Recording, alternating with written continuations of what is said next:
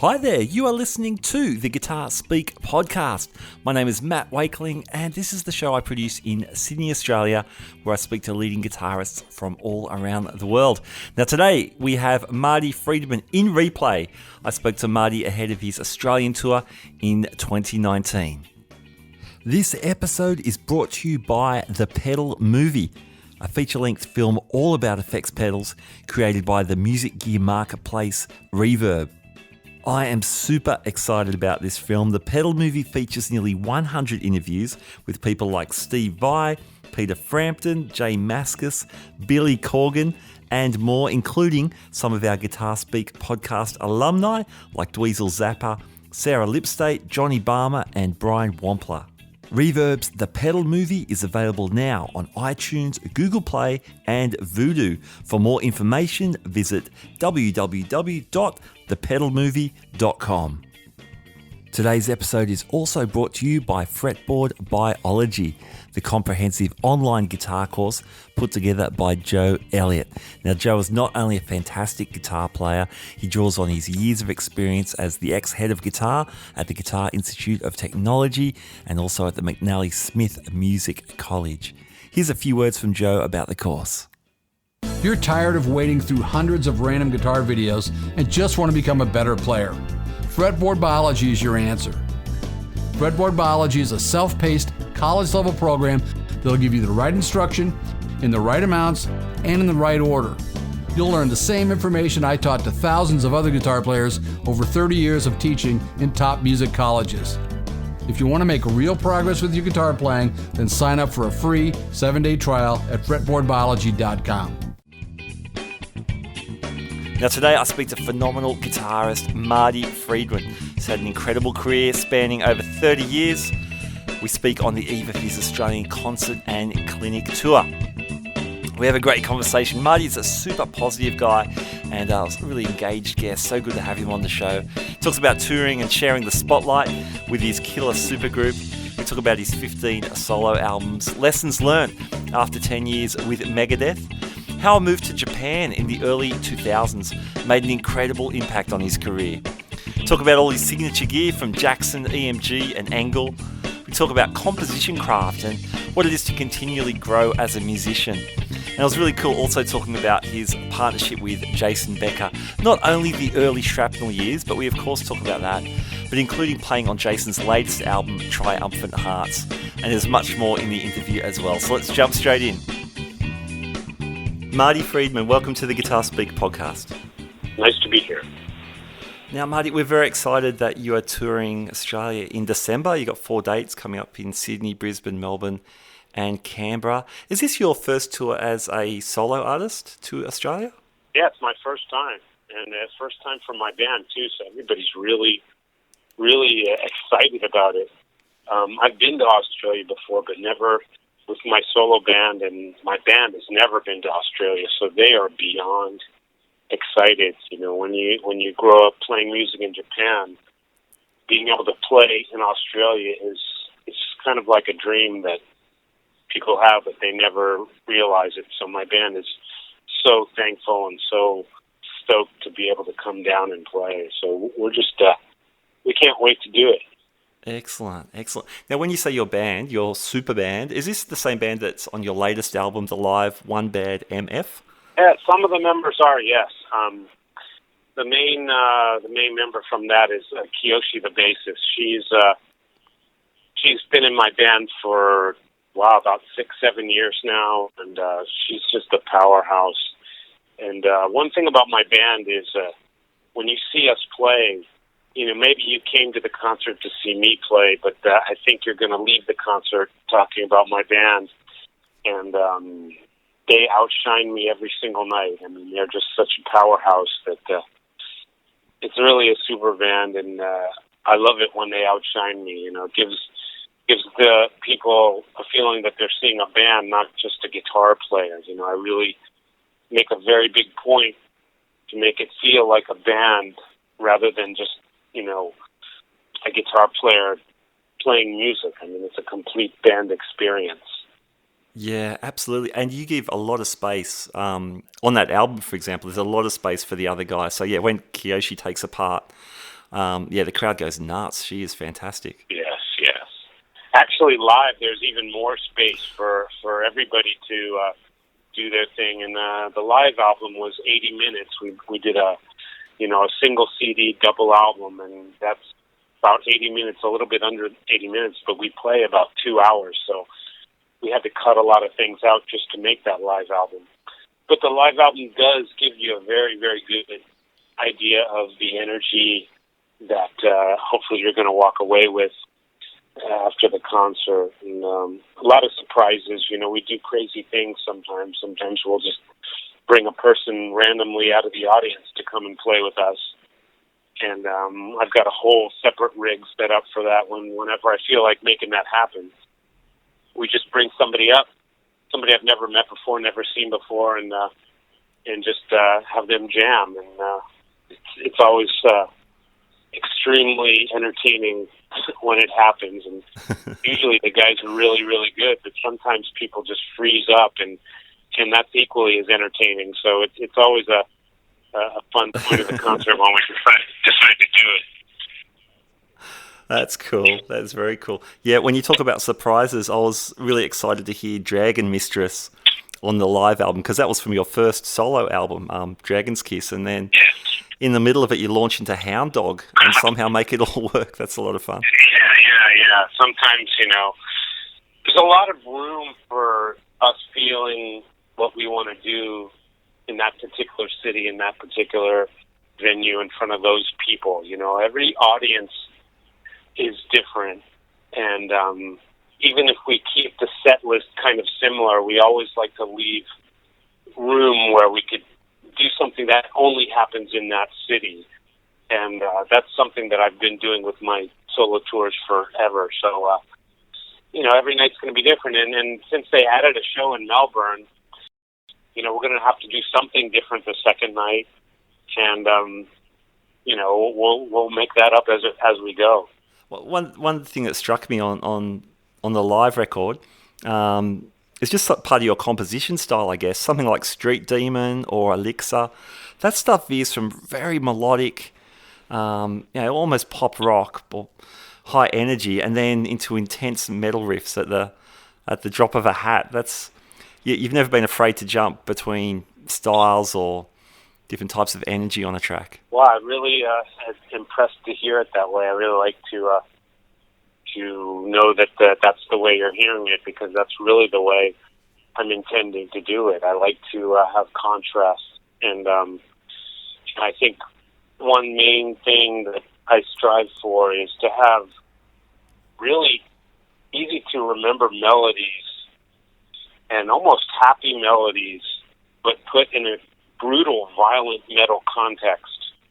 I just like I like that combination, And usually, what happens is the sound of metal is very dark. It's very harsh. It's very hard, and so dark, kind of scary melodic concepts work very, very well with that. But I kind of like to force almost romantic melodies and happy, uplifting melodies within this very violent context, and it just kind of gives me chills sometimes when it gets done correctly, and so I like to experiment with that quite a lot. And on the live album, like you said, Elixir and Street Demon are good examples. I mean, the main themes are super melodic. I mean, it could be bubblegum pop music for all I know, but it's encased in these extremely violent riffs and done with a lot of aggressive energy. So that's a pretty good way to describe what I'm doing and what I'm trying to do. You've released around 14, 15 solo albums since around 1988 from the early Shrapnel record days. How do you keep developing and expanding? Because I read when you released Inferno in 2014, you said it was a lot of work to get it together to where you wanted it to be.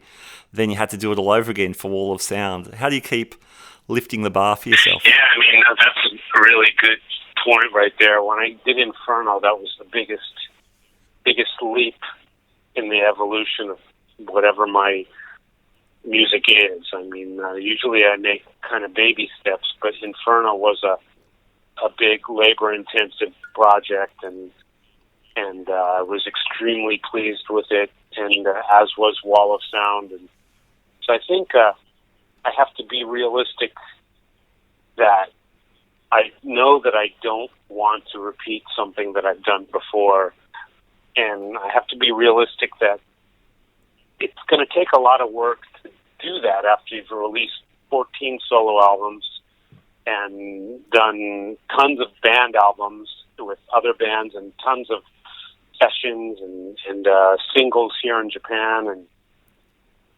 to not repeat yourself and not kind of mimic something that you've done in the past is very important to me. And so being realistic means that I have to know that I'm going to need to take a lot of time to do this stuff. And Wall of Sound took 18 months to do. And when that was done, I knew that I was going to need a lot of time to do anything after that. So that's when the live album came out. Just kind of not only document our live show, but to give me some time to continue to write new material. And I'm still a ways off from doing my next record. I want to get more touring in before that happens.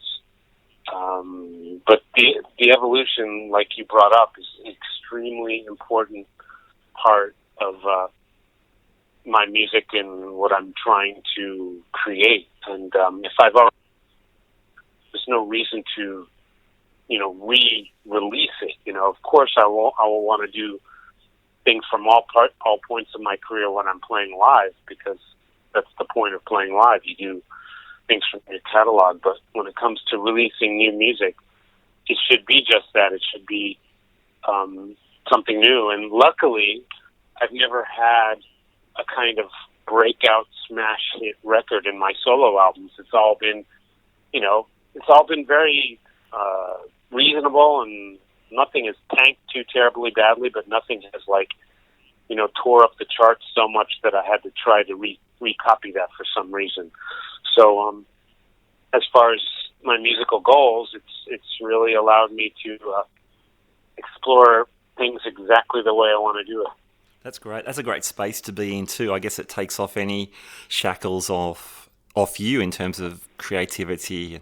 Don't get me wrong. Of course, I would love for one of my albums to be a smash hit and break all kinds of sales records, but I really stay out of the results, and it's really the process of making the music is where I get the joy, and when people enjoy it, when people wind up enjoying it, that's where I get the joy out of it.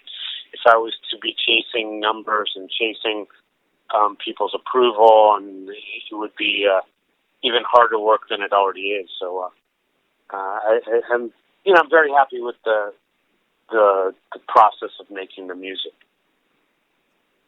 I was really happy to see you appear on Jason Becker's recent album as well, Triumphant Hearts. That must have been a cool thing for you to do. Absolutely. I mean, whenever he calls, I just jump to whatever he wants me to do. And he had me play on a couple songs of his album. And on the title track to that, Triumphant Hearts, he gave me a great melody to play. And so I was so excited. It's just like the most delicious part of the song. I get to play the main theme towards the end of the song when it comes to its most exciting key modulation and climax. So he, did me a really good solid by allowing me to play in that point of his song. What do you recall of the early Shrapnel days with Jason? Because you guys were really on the edge of that whole Shrapnel Records thing, which took off in that sort of mid to late 80s. Yeah, well, we really just did what we wanted to do, really, and we were not too concerned with the other people on the label. And to be completely honest with you, we didn't really want to be lumped in with a lot of the stuff that was on there, because to us, it did not seem very musical. It seemed like a lot of people showing off and playing exercises and just kind of, I don't know, there was a lot of technique displays and acrobatics. And not to say that we weren't guilty of a lot of that. And I believe that we were, and probably if we had a chance to do it again, we would have done it a little bit differently. But even still, I mean, if you look at what our influences were at the time, it was nothing like what was influencing the other guys on that label. I mean, we weren't very much influenced by the traditional classical music like most of the other guys were. We were into really odd stuff like Stravinsky and Philip Glass and things that were a little bit oddball and eclectic.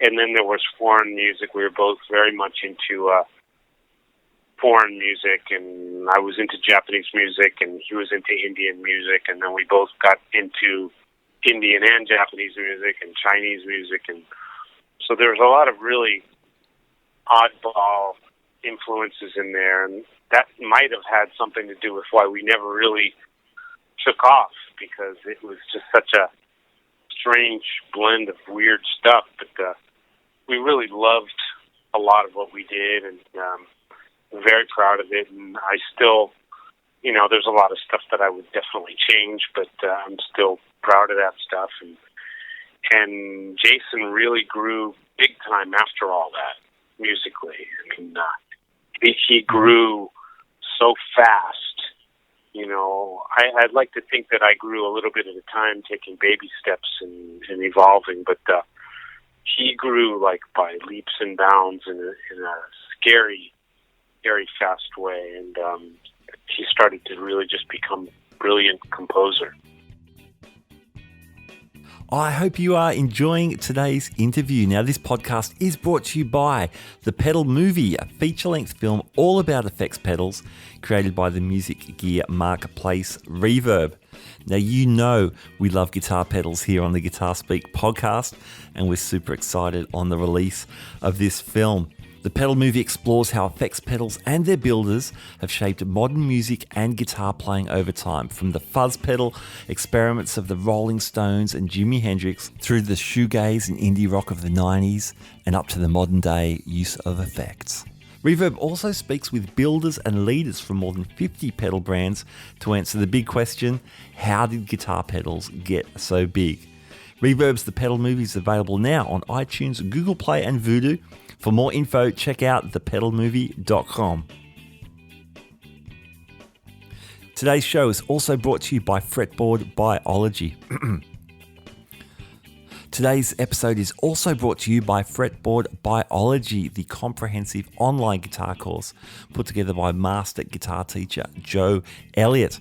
Now, I was a beta tester for the course, and as a music educator myself, I was very impressed by the logical layout and format of the course. Heavyweight guitarists such as Brett Garsed and Greg Koch have also endorsed the program, so check it out at www.fretboardbiology.com.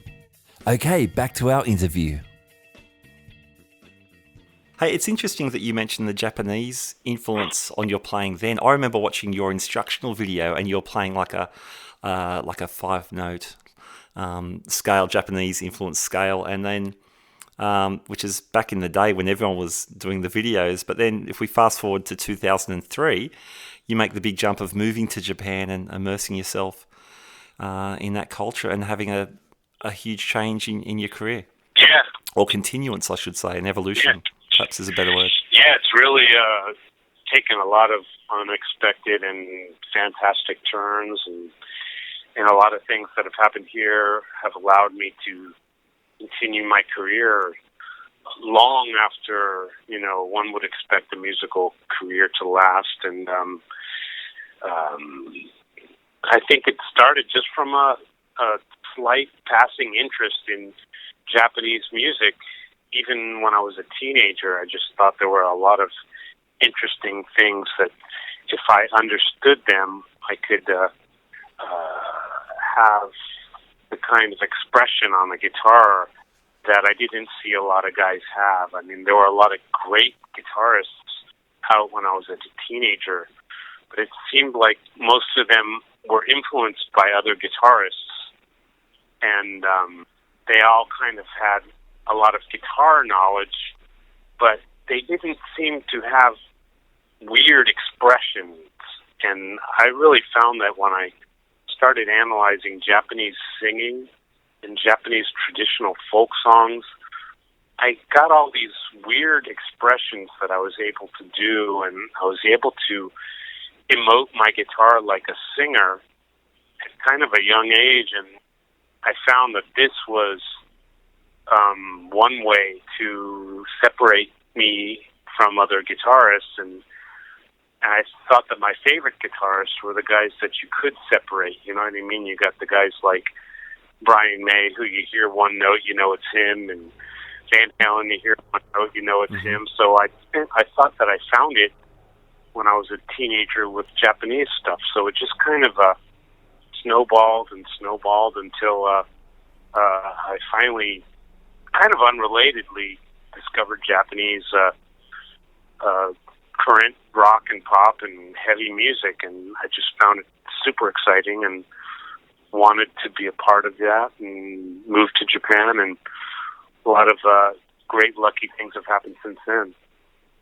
Is it true that you could already speak Japanese, that you'd taught yourself? Before I moved here, yeah, I could already speak pretty well. It had been a hobby of mine for quite some time before I moved here, so I was pretty fluent by the time I moved here, and obviously once I moved here, and I became completely fluent, but I was definitely not having any problems with the language before I lived here, and that was a big point with me, because I didn't know if my language was good enough to actually live here, you know, and so I made a kind of little trial run, you know. I moved over here for a couple months, first of all, and I wanted to make sure that my language skills were enough, you know, because it's one thing to be able to, you know, have a conversation or read a book, but it's another thing to, you know, fill out contracts and to make record deals and to lease an apartment and open a bank account and deal with those things. Yeah, absolutely. Just that day-to-day. Yeah, those things are the really difficult things. And but when I got here, I found that I, in fact, had enough language skills to do it, and decided to make the jump.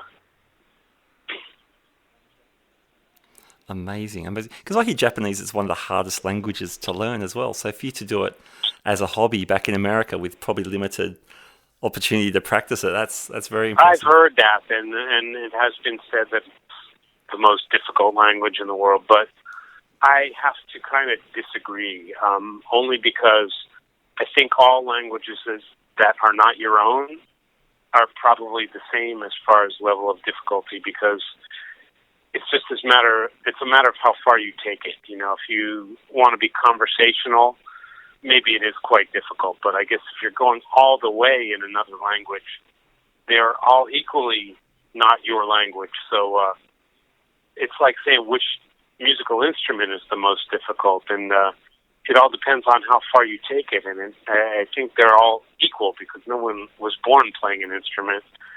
So, you know, I'd like to take credit and think Japanese is really super hard, but I think, you know, anyone who speaks any language other than the one they were born with has probably had a very similar time, you know, learning the language, so I don't think it's that much different.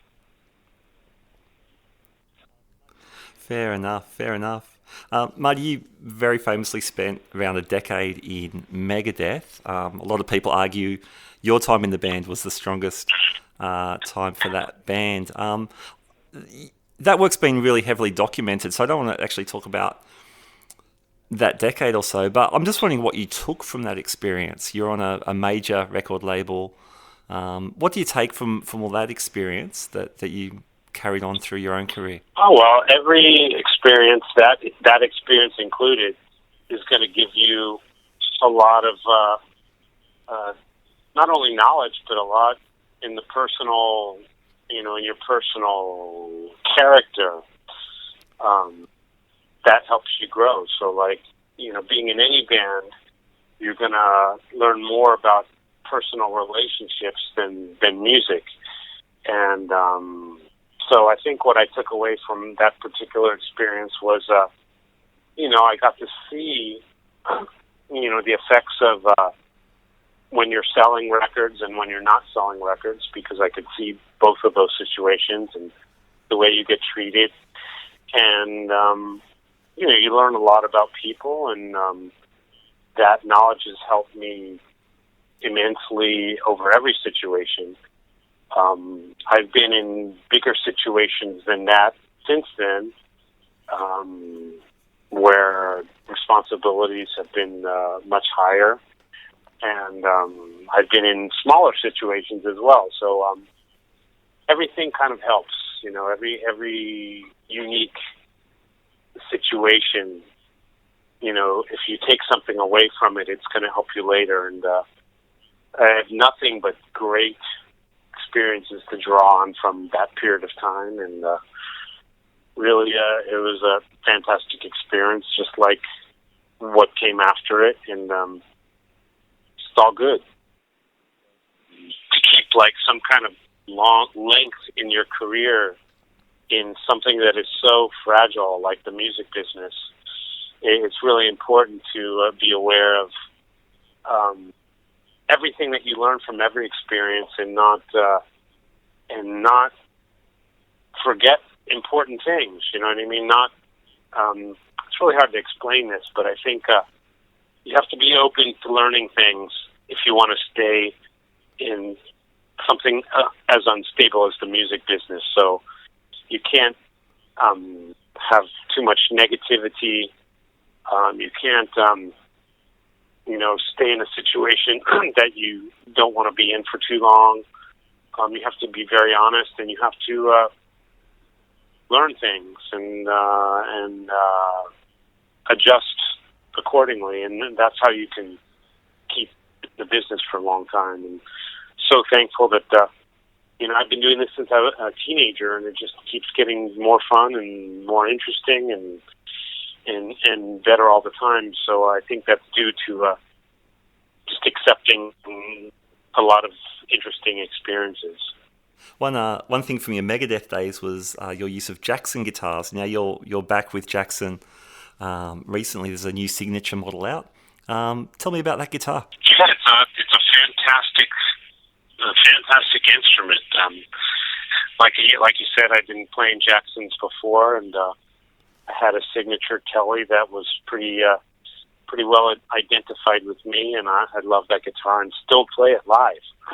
I still play Kellys quite a bit live, and you can still get those, and they're wonderful acts. But when Jackson approached me to do a new signature model, I really wanted to do something that I had never done before, something new, and so I decided to create the MF1, or better stated, let them create the guitar and let me, smooth out the edges, so to speak. They were making the guitar, and they consulted me on every part of the making of the guitar and send me prototypes, and then I'd give my critiques and send more prototypes and put them up in the studio and try them live. And at the end of the long process, they came up with the MF1, which is a super solid workhorse and a very, very basic guitar. Not a lot of bells and whistles, but it's a guitar that you can see from miles away, and a really solid, consistent guitar that sounds very modern and good for playing melodies as well as aggressive rhythms, and it's a great axe. Cool. I noticed it's got passive EMG pickups. You've been known to use the active EMGs. Why the move to passives? Well, again, fortunate to have my signature model created by EMG. I've been great friends with the EMG company for several years, and they've always helped me, and they approached me about doing a signature pickup. And I knew that if I were going to do that, I wanted to do something different. And EMG is known for this battery-operated, very identifiable heavy metal sound. It's a very good sound, but it's kind of so identifiable that anybody who plays it kind of goes through the same interpretation. You know, it kind of sounds the same on any guitar. I mean, it's such a strong, identifiable sound. It's a great sound. I love that sound, but I wanted to do something that kind of amplifies the player's uniqueness more than the pickup's uniqueness, if you know what I'm saying.